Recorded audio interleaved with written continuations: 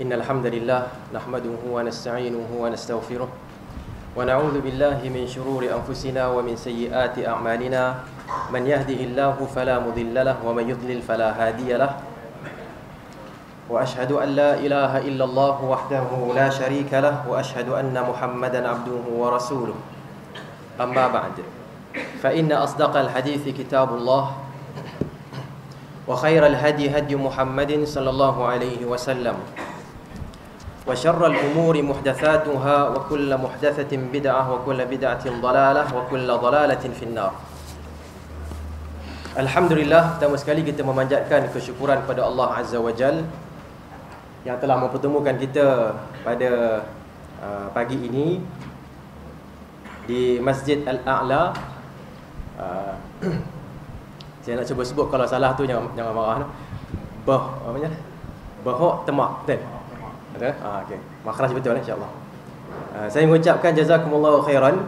Semoga Allah membalas jasa baik Tuan Haji Azmi Hashim sebagai pengurusi usrah masjid-masjid. Saya rasa 12 masjid kalau tak silap. Juga kepada Ustaz Said Abdullah, Ustaz Fazil dan urus setia dari Jabatan Agama Islam Perlis, dan tak ketinggalan juga kepada tuan-tuan dan puan-puan yang saya hormati dan kasihi sekalian. Lebih kurang tajuk kita ialah bahaya Syiah terhadap perpaduan umat Islam. Okey, gitu, ataupun kalau nak letak tajuk lain pun tak ada masalah, yang berkaitan dengan khatarus Syiah. Okey, bahaya Syiah Ar-Rafidah. Sebelum saya teruskan, saya ingin mengucapkan jazakumullahu khairan juga kepada Al-Fadhil Ustaz Azwira tadi, di mana bila saya masuk tu beliau telah sedang menjawab satu soalan berkenaan dengan Syiah. Jadi saya rasa banyak benda telah pun dibuka oleh beliau, oleh Dr. Azwira, dan saya hanya nak menyambung sahaja. Sebelum kita teruskan, ada beberapa perkara penting yang perlu kita tahu, iaitu pertama sekali ialah berkenaan dengan apa yang Allah Subhanahu Wa Taala nyatakan dalam surah Yusuf ayat yang ke-108. A'udzu billahi minasyaitonir rajim. Qul hadhihi sabili ad'u ila Allah ala basiratin ana wa man ittaba'ani wa subhanallahi wa ma ana minal musyrikin. Yusuf 108. Maksudnya, katakanlah wahai Muhammad, inilah jalan agamaku, aku dan orang-orang yang mengikutiku mengajak kamu kepada Allah dengan hujjah yang jelas. Maha suci Allah, dan aku tidak termasuk orang-orang musyrik. Tuan-tuan dan puan-puan, ayat ini kalau kita perhatikan, Nabi SAW membuat satu deklarasi, mengiklankan satu perkara, iaitu hadhihi sabili, inilah jalan aku. Okey, inilah jalan aku, jalan Islam. Dan banyak dalam hadis-hadis Nabi SAW sebutkan, man amila amalan laisa alaihi amruna fahuwa raddun. Sesiapa yang melakukan sesuatu amalan tidak menepati urusan kami, amalan itu tertolak. Okey, amalan itu tertolak. Ini juga yang kita sering fahami, dan saya rasa telah dijelaskan tadi oleh Al-Fadhil Ustaz Azwira berkenaan dengan kenapa perlu kita berpegang kepada Ahlus Sunnah wal Jamaah. Ahlus Sunnah, hadhihi sabili, inilah jalan aku. Jalan Rasulullah SAW ialah jalan As-Sunnah. Okey, hanya jalan ini yang akan membawa kita kepada Allah Subhanahu wa Ta'ala. Itu perkara yang pertama. Kedua, Allah sebutkan apakah jalan ini, apakah isi jalan ini. Ad'u ila Allahi ala basiratin ana wa manittaba'ani. Aku berdakwah kepada Allah Subhanahu wa Ta'ala untuk semua umat Islam dan umat manusia menyembah ataupun beribadat kepada Allah Subhanahu wa Ta'ala, mentauhidkan Allah Subhanahu wa Ta'ala. Dua benda yang perlu ditekankan di sini. Ala basiratin, itu yang pertama.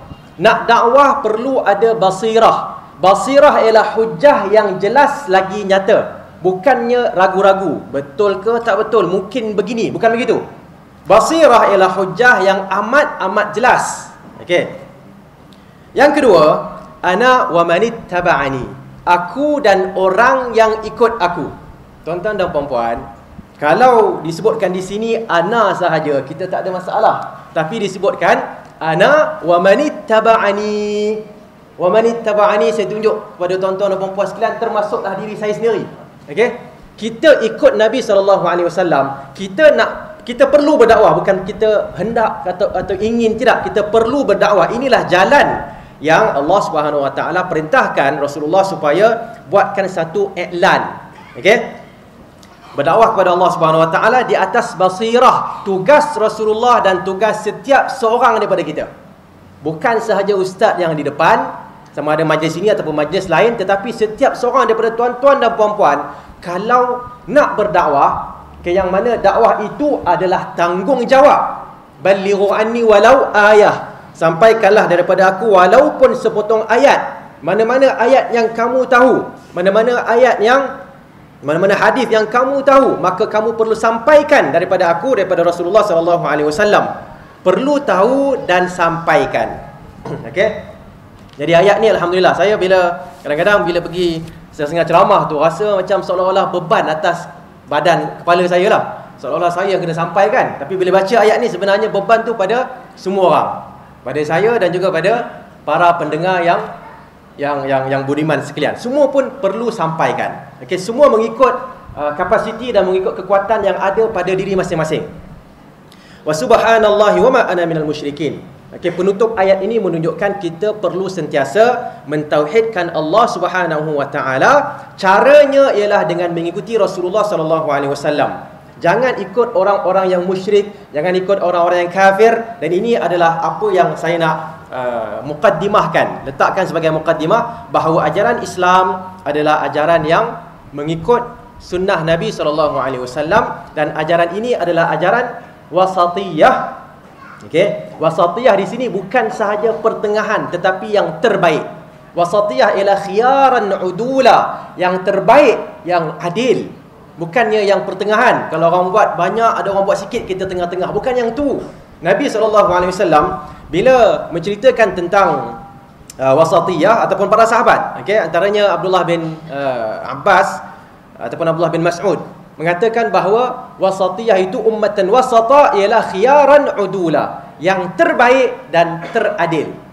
Okey, bukan yang tengah-tengah. Bila orang buat, ada orang sembahyang 11, ada sembahyang 3, kita sembahyang tengah-tengah, iaitu berapa?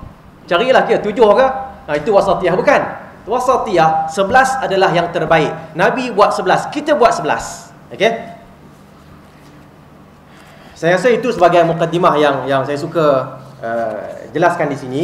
Kemudian untuk tidak melengahkan masa, saya rasa masa kita tak banyak. Kita ada sehingga 12.45. Dan saya tahu memang bila bercakap ni kita tak rasa. Tapi bila kita duduk kat bawah tu, kita rasa lamanya dia ni cakap. Kan? Tak macam lagi pula bila tempat yang tak ada jam kan. Lagilah kan. Tapi tak apa, saya letakkan jam di sini. Dan kalau sampai 12.45, tolong angkat tangan. Maknanya kita nak bagi paling kurang 5 minit untuk sesi soal jawab. Okey, maknanya kalau banyak datang soalan, yang kena marah ialah tuan-tuan dan puan lah, pasal tanya banyak. Jadi lambat kita makan. Okey. Baik. Kita nak terus pergi kepada Syiah. Pepatah Melayu ada mengatakan tidak kenal maka tidak cinta. Okey, saya nak kadang-kadang pepatah Melayu ni dia, saya rasa satu benda yang fleksibel. Kita boleh ubah suai sikit. Tak kenal juga maka tidak cinta. Jadi tak kenal maka tidak cinta, itu yang asli, yang asal. Kita boleh ubah sikit, kita kata tak kenal maka tidak benci. Boleh juga. Kan ada setengah-setengah benda kita kena kenal supaya kita benci. Huzaifah ibn al-Yaman, seorang sahabat Nabi yang pemikirannya begitu terkehadapan dan lain sedikit daripada yang lain-lain. Beliau telah mengatakan, kanan nasu yas'aluna Rasulullah 'anil khair wa kuntu as'aluhu 'anil syarr. Okey, orang ramai di zaman Nabi SAW, mereka bertanya tentang keburukan, tapi saya tanya tentang, minta maaf, orang ramai tanya tentang kebaikan, tapi saya tanya tentang keburukan. Kenapa tuan-tuan? Kenapa kenapa beliau tanya tentang keburukan? Adakah dia nak listkan, dia nak letakkan dalam dalam catatan dia nak buat semua sekali? Tidak. Dia kata makhafata an yudrikani, takut keburukan itu berlaku di depan saya.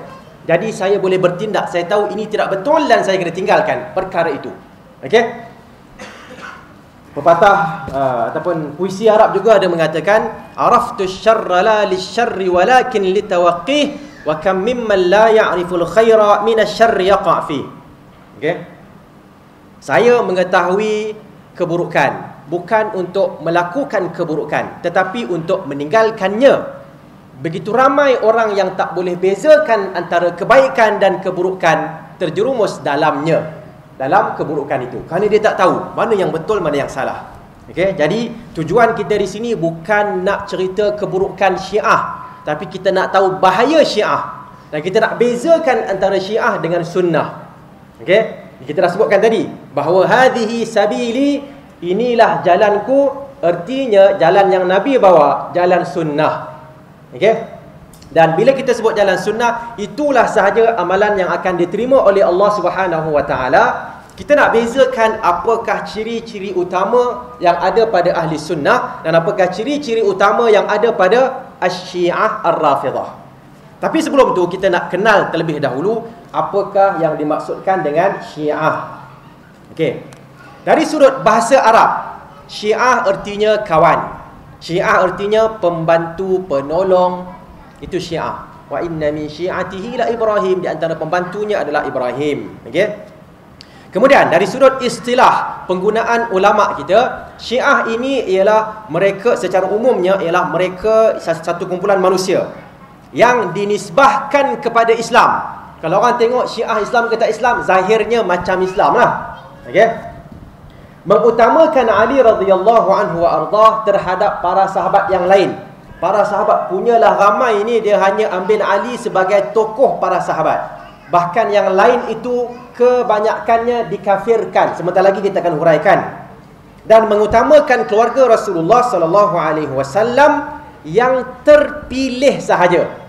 Okey, nak ambil keluarga Nabi pun, nak agungkan keluarga Nabi, mereka pilih yang tertentu yang disebutkan sebagai ashabul kisah. Ashabul kisah, satu peristiwa di mana Nabi sallallahu alaihi wasallam membuka apa dia? Kisah, iaitu macam ni lah, macam apa ni? Selimut, okey, diselubungkan kepada beberapa orang. Dalam tu siapa? Ada Ali, ada Fatimah, Hasan dan Husain. Jadi bersama Nabi sallallahu alaihi wasallam. Ada seorang salah seorang daripada isteri Nabi ada di situ. Nak masuk, Nabi kata tak payah masuk. Okey, cukup kamu juga baiklah, tapi jangan tak masuk dalam ni. Jadi situ mereka mengatakan yang dalam kisah ataupun yang dalam selendang itu mereka adalah maksumin, mereka terpelihara daripada segala kesilapan dan keburukan. Jadi siapa yang datang daripada keluarga, daripada zuriat itu, mereka lah Ahlul Bait. Lain daripada itu bukan Ahlul Bait. Okey, ini di sisi Syiah, mereka pilih orang yang tertentu sahaja. Di samping membawa kepercayaan yang menyeleweng dan terpesong berkaitan dengan perkara-perkara asasi dalam Islam seperti ketuhanan, kenabian, pemerintahan, pendirian berkenaan dengan para sahabat dan juga para isteri Rasulullah sallallahu alaihi wasallam. Ini adalah antara perkara asasi. Banyak lagi sebenarnya kalau nak tengok dalam masalah fiqh pun ada, masalah akhlak pun ada. Tapi kita kalau nak bezakan antara yang hak dan juga yang batil, okey, yang benar dan yang palsu, kita tengok pada yang asasi. Okey. Jadi saya rasa saya dah dapat memperkenalkan kepada tuan-tuan dan puan-puan berkenaan dengan Syiah. Okey, mereka kumpulan yang tertentu. Orang kata mereka itu orang Islam, tapi mereka mempunyai pemikiran yang tersendiri, menyeleweng dalam beberapa perkara yang asasi. Okey, dalam beberapa perkara yang asasi. Okey.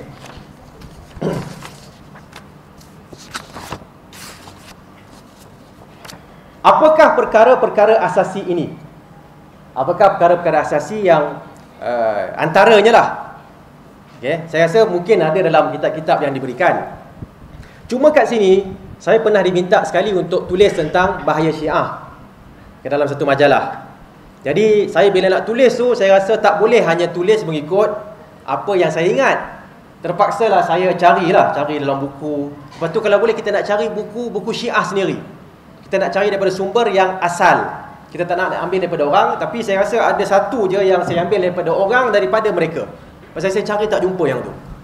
Okey, tapi masyhur sebenarnya berkawan.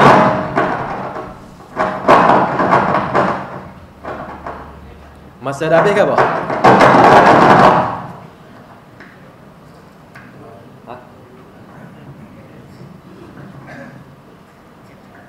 Dia sama ada masa dah habis ataupun boleh. Okay. Ataupun ada yang mengantuk lah, tu dia, dua tu je kan.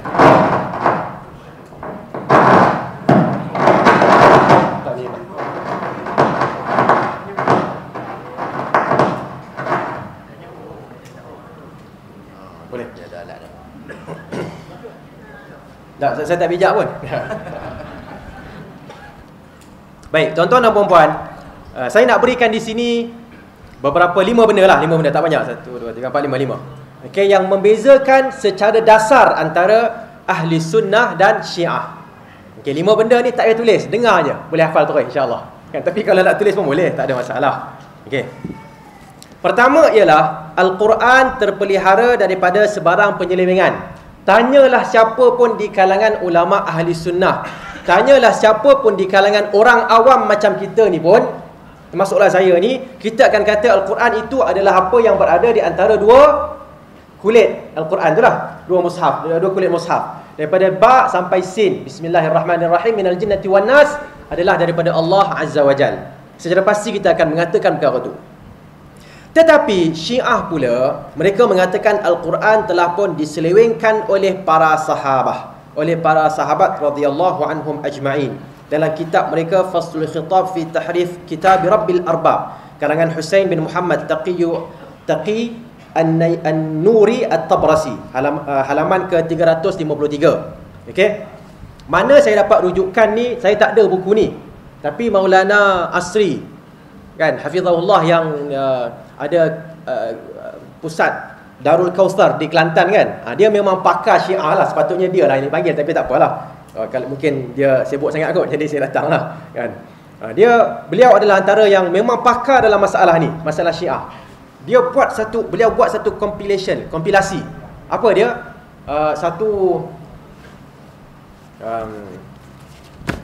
Dia fotostatkan rujukan Syiah, dijadikan lampiran tebal ni lebih kurang. Okey, dan di depan tu dinyatakan, saya rasa dalam 10 muka surat je, apakah isi itu. Contohnya Syiah Syiah mengatakan Al-Quran diselewengkan, rujuk lampiran sekian-sekian. Kita pun buka, ada baca. Okey, cuma kehebatan dia ataupun beliau ialah beliau bawakan yang bahasa Farsi pun dia bawa, yang bahasa Urdu pun dia bawa, dan yang bahasa Arab pun dia bawa. Jadi saya ni, kelemahan saya ialah cakap Urdu sikit-sikit boleh kan, tapi nak baca tak erti. Farsi lagilah jauh. Terpaksalah saya cari yang bahasa Arab tu. Jadi rujukan-rujukan ini adalah rujukan bahasa Arab oleh orang Syiah yang tulis. Okey? Itu yang pertama. Yang kedua, Ahli Sunnah mengatakan Rasulullah SAW lebih hebat daripada sekalian makhluk. Kan? Siapa yang paling hebat? Kalau makhluk Allah Subhanahu Wa Taala, ana sayyidu waladi Adam, aku adalah penghulu kepada anak-anak Adam. Wala fakhr, tanpa perlu nak bermegah, sabda Nabi SAW. Tapi Syiah mengatakan Ali lebih hebat daripada Rasulullah SAW. Dalam kitab Al-Usul Minal Kafi, karangan Fiqatul Islam, Abu Ja'far Muhammad bin Yaqub bin Ishaq Al-Kulaini Ar-Razi. Al-Usul Minal Kafi adalah antara kitab yang hebat di sisi Syiah. Okay. Kedudukannya lebih kurang macam Sahih Bukhari di sisi Ahli Sunnah. Kan kita ada Sahih Bukhari, Sahih Muslim, Sunan Abi Dawud, Sunan An-Nasai, Sunan Ibnu Majah, Tirmizi dan Ibnu Majah, 6 kitab yang asasi dalam Islam, kitab hadis. Mereka ada Al-Usul Minal Kafi. Okey. Jadi ini adalah perbezaan yang kedua. Bagaimana mungkin, tuan-tuan dan puan-puan, Ali seorang sahabat lebih hebat daripada Rasulullah? Tak mungkin. Yang hebat ialah Rasulullah SAW, kemudian barulah para sahabat. Tapi mereka mengagung-agungkan lebih daripada Rasulullah SAW. Okey. Seterusnya, Aisyah radhiyallahu anha wa ardaha. Siapa yang tak kenal Aisyah radhiyallahu anha wa ardaha? Ummul Mukminin. Adalah seorang yang amat suci, seorang yang suci di kalangan ummahatul mukminin, ibu kepada orang-orang yang beriman, dan merupakan tahap dia itu diletakkan sebagai wa azwajuhu ummahatuhum, dan isteri-isteri Rasulullah adalah ibu-ibu kepada orang-orang yang beriman. Itu kepercayaan ahli sunnati wal jamaah. Sedangkan Syiah mengatakan Aisyah isteri Rasulullah adalah penzina. Okey. Ini boleh kita tengok dalam Tafsir As-Safi karangan Al-Faid Al-Kashani, Surah Anbiya jilid 2 halaman 108. Okay, dinukilkan oleh Syekh Ihsan Ilahi Zahir dalam kitabnya Asy-Syiah wa Ahlul Bait. Syekh Ihsan Ilahi Zahir adalah salah seorang ulama di Pakistan. Beliau antara ulama yang keras melawan ataupun membanteras gerakan sesat Syiah. Okey, dan antara doa beliau ialah minta mati dikebumikan di mana? Di Baqi' Madinah. Okay, tapi bila balik daripada Madinah, dia berdakwah di Pakistan, di India. Okay, dalam satu ceramah dia lawan memang banyak kitab-kitab dia tentang Syiah, tentang Berelwiyah dan sebagainya. Berelwiyah ni penyembah kubur. Okay? Tentang tasawuf, sufism yang melampau pun ada juga. Yang pentingnya, saya nak ceritakan di sini, nak ringkaskan cerita. Beliau semasa berceramah diletupkan. Okay, mikrofon dia meletup. Okay, dibunuh. Tapi dia tak sempat mati. Raja masa tu, Raja Faisal kalau tak silap, Raja Arab Saudi, arahkan supaya beliau diambil dan dibawa ke Arab Saudi untuk dirawat. Tapi meninggal di Arab Saudi. Okay, jadi doanya dimakbulkan insya-Allah oleh Allah Subhanahu Wa Taala untuk kebumikan di Baqi'. Walaupun tempat dekat mana? Dekat Pakistan tu. Okey. Baik. Dari manakah datangnya cerita ataupun tuduhan Aisyah radhiyallahu anha adalah penzina? Daripada kumpulan munafiqin. Kalau kita tengok dalam Al-Quranul Karim, kan surah An-Nur, kan ayat-ayat pertama dalam surah An-Nur menceritakan tentang Aisyah radhiyallahu anha dituduh. Okey. Dan peristiwa ini dinamakan sebagai hadithatul ifki, peristiwa ataupun propaganda tuduhan terhadap Aisyah dan Safwan bin Mu'attil. Ceritanya lebih kurang dalam satu peperangan, okay, Aisyah tercicir, dia pergi cari barang, okay, ataupun buang air, balik tentera dah jalan. Jadi dia pun tunggu dekat situ, dan dalam tentera Rasulullah ada seorang lelaki namanya Safwan bin Mu'attil. Biasanya dia akan duduk belakang sekali. Jadi bila tentera dah jalan, dia rehat dulu, kan dia rehat dulu, dah jalan lama sikit barulah dia jalan, dan dia akan kutip barang-barang yang tinggal. Sampai Madinah, dia buka lah satu tempat, okey, siapa tinggal barang ambil kat sini. Okey, jadi dia terlambat. Bukan dia memang sengaja lambatkan dirinya untuk ambil barang-barang ni. Tiba-tiba dia nampak Aisyah sedang berteduh di satu pokok, dan dia pun sebut inna lillahi wa inna ilaihi raji'un. Okey, isteri ataupun zaujatu Rasulullah, okey, isteri Rasulullah sallallahu alaihi wasallam. Jadi dia pun letakkan untanya bagi Aisyah naik, dan dia pun bawa ke Madinah. Dan Aisyah radhiyallahu anha mengatakan, wallahi ma kallamani, demi Allah Safwan tak bercakap langsung dengan saya. Tak ada sembang-sembang. Kan macam mana duduk rumah Rasulullah, tak ada sembang-sembang. Okey, nak menghormati siapa? Menghormati keluarga Rasulullah, Ahlul Bait, nak menghormati isteri Rasulullah sallallahu alaihi wasallam. Okey, tapi bila sampai ke kota Madinah, orang munafik Abdullah bin Ubay bin Salul dan kumpulan-kumpulan dia menuduh mereka berdua berzina. Dan perkara ini telah pun dijelaskan oleh Allah Subhanahu Wa Taala selepas sebulan wahyu tak turun. Tiba-tiba wahyu turun menyucikan Aisyah daripada tuduhan golongan munafik. Jelaskan benda ni kan. Tiba-tiba kita dapati golongan Syiah, dia kata apa? Dia kata Aisyah kafirah, Aisyah zaniyah. Boleh nak terima ke? Kalau kita ada mak, masih hidup lagi mak kita kenal mak kita, seorang yang baik, salihah, tiba-tiba ada orang tuduh mak kita penzina. Boleh tak, sanggup tak kita nak minum teh dengan siapa? Dengan orang yang tuduh mak kita penzina? Siapa sanggup angkat tangan? Tak ada orang sanggup. Tapi saya rasa tuan-tuan mungkin nak minum tu bukan apa, nak curah ayat panas tu pada orang yang tuduh mak kita. Betul tak? Okey, apatah lagi Aisyah radhiyallahu anha ummul mukminin. Kalau mak kita tadi mak kita sahaja, tetapi Aisyah ibu kepada kita semua. ibu kepada seluruh umat Islam, dituduh begini, maka sebenarnya ini satu pun sebenarnya dah cukup nak menunjukkan perbezaan yang begitu jelas dan ketara antara ahli sunnah dan Syiah Ar-Rafidah. Kawan saya seorang ustaz di Al-Usta ni, dia ada travel agency. Masa ayah dia hidup, rahimahullah, mereka pergi ke Iran. Kan kadang-kadang kan banyak travel agency yang bawa ke Iran, bawa ke mana? Jordan dan sebagainya.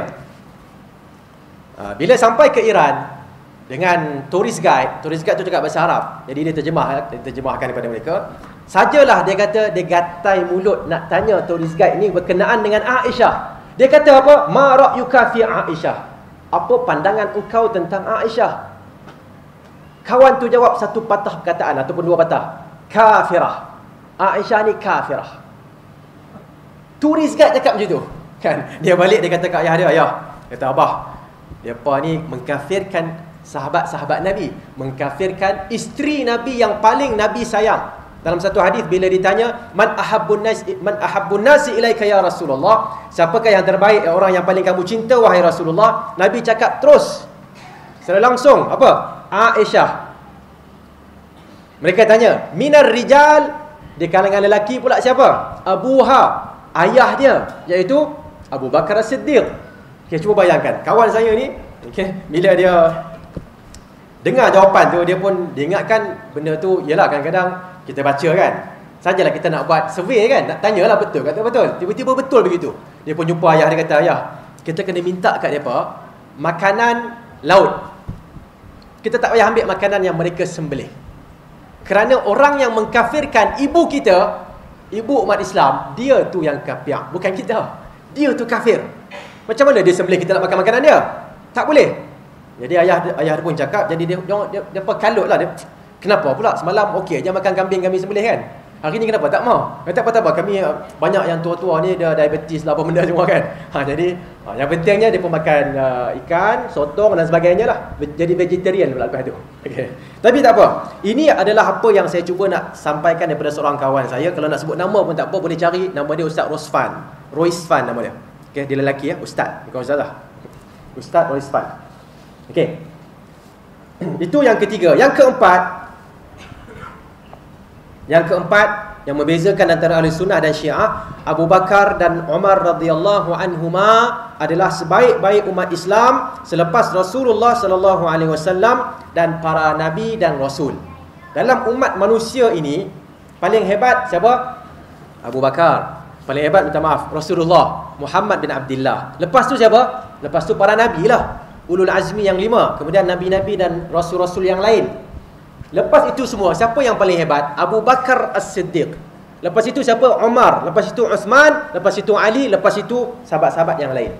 Mengikut ranking mereka ataupun mengikut tahap mereka, seperti mereka yang hadir dalam peperangan Badar, hadir dalam perjanjian Hudaibiyah, okay, Muhajirin, Ansar. Yang pentingnya Abu Bakar, kemudian Umar. Okey, selesai.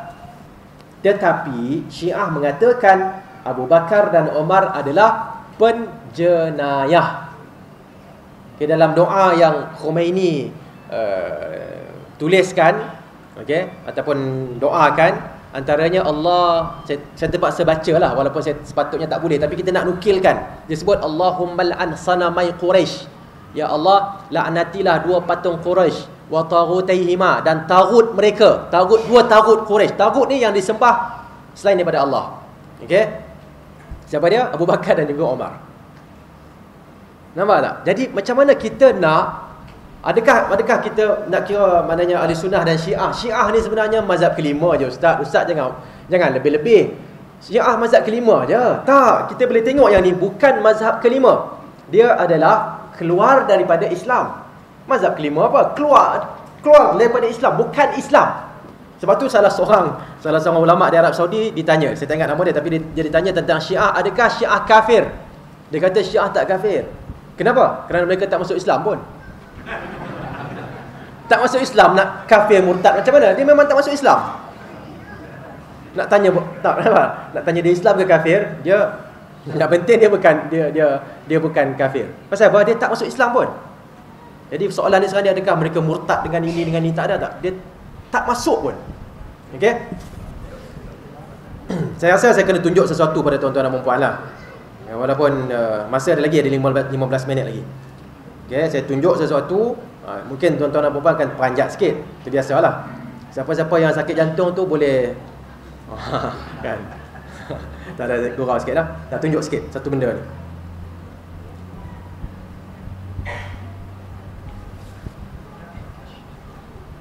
Dengar. Saya.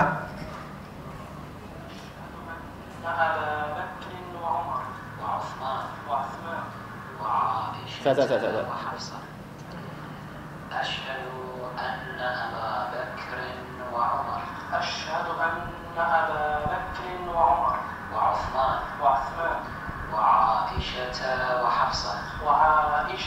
وحفصة في النار Faham kan? Orang boleh faham bahasa Arab kan? Hebat. Finnar tu memang. Finnar dalam neraka. Siapa? Asyhadu, aku nak saksi bahawa tiada Abu Bakar dan Umar, Aisyah dan Hafsah. Finnar dalam neraka. Tak nampak gambar ni kan? Tak apa, saya kedepankan sikit. Nampak dia?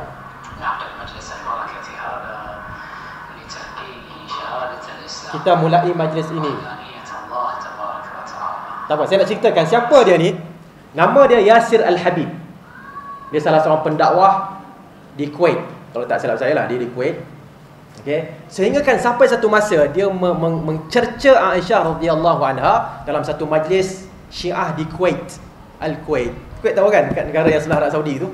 Okay. Jadi rakyat di sana menggerakkan satu gerakan minta menggesa kerajaan ambil tindakan kepada dia ni. Dan kerajaan ambil tindakan buang negara. Halau. Dan dia bila keluar ke mana? Pergi ke London. Okey. Jadi dia ni salah seorang yang memang jelas-jelas memusuhi ahli sunnah. Dia kata kat sini kita nak ajarkan dua kalimah syahadah tentang keesaan Allah dan penetapan Nabi Muhammad sebagai utusan Allah.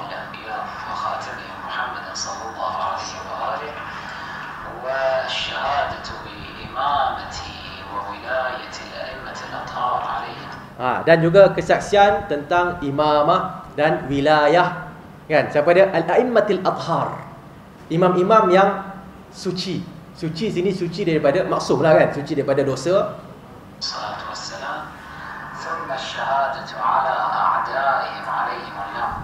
Dan kemudian mempersaksikan bahawa kesaksian bahawa musuh mereka dalam neraka. Okey.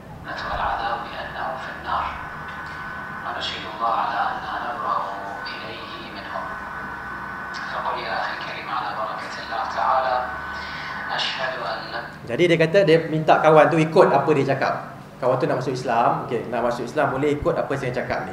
Kita nak apa? Nak tunjukkan kita naik saksi pada siapa semua. Okey, dan kita mempersaksikan juga bahawa musuh-musuh mereka ini adalah dalam neraka. La ilaha illallah asyhadu an la ilaha illallah wahdahu la syarika lah. Ni biasa agak dah, kan? La syarika lah, la syariha lahu wa la nadhir. La syariha lahu wa la nadhir. Asyhadu anna Muhammadar Rasulullah. Asyhadu anna Muhammadar Rasulullah sallallahu alaihi wa alihi. Wa asyhadu annahu sayyidul anbiya.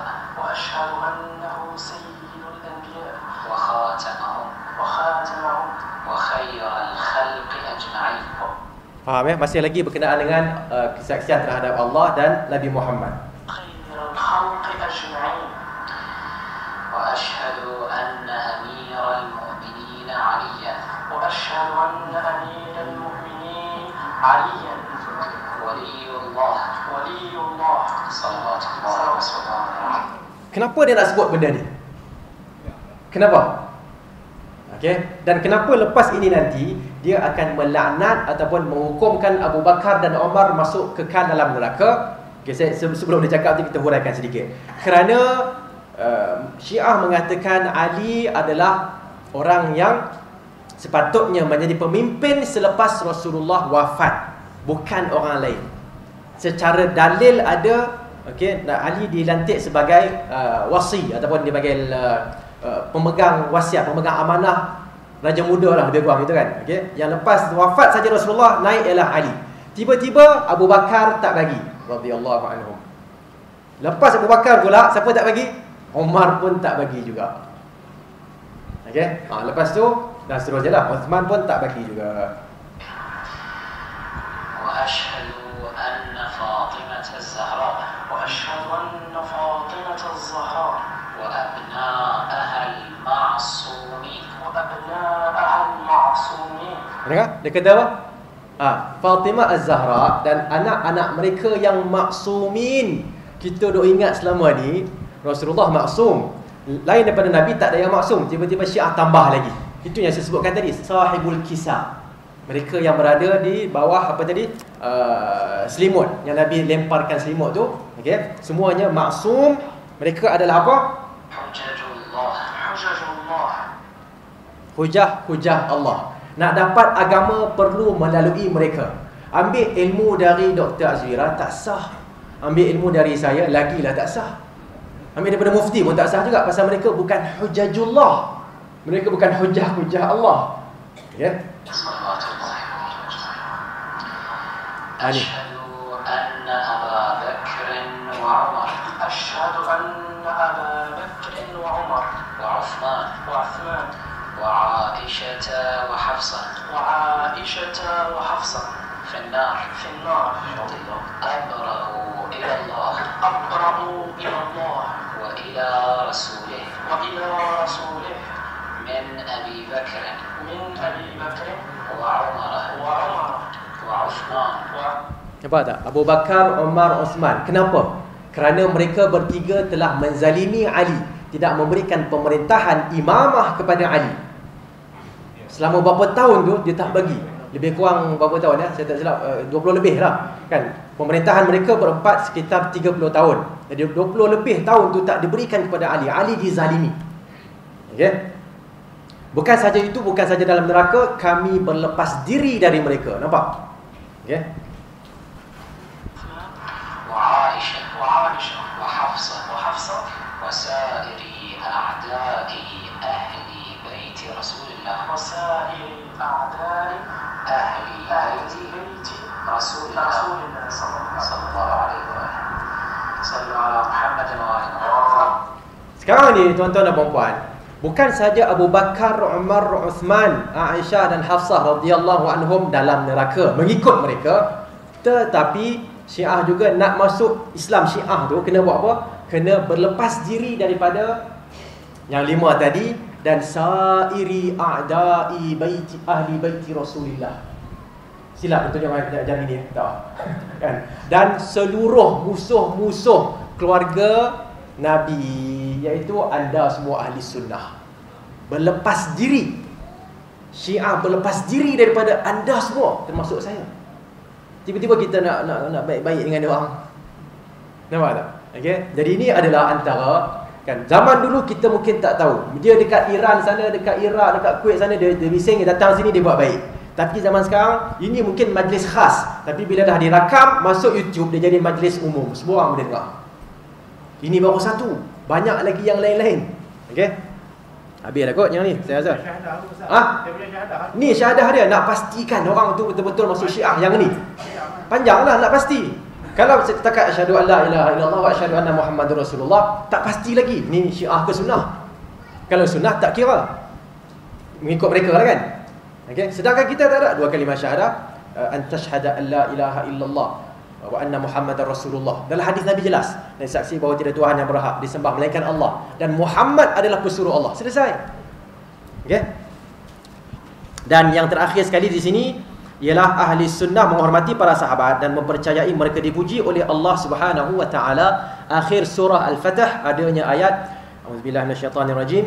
Muhammadur Rasulullah walladzina ma'ahu asyidda'u 'alal kuffari ruhama'u bainahum tarahum ruk'an sujjadan yabtaghuna fadlan minallahi wa ridwana سيماهم في وجوههم من أثر السجود ذلك مثلهم في التوراة ومثلهم في الإنجيل كزرع أخرج شطأه فآزره فاستغلظ فاستوى على سوقه يعجب الزراع ليغيظ بهم الكفار وعد الله الذين آمنوا وعملوا الصالحات منهم مغفرة وأجرا عظيما.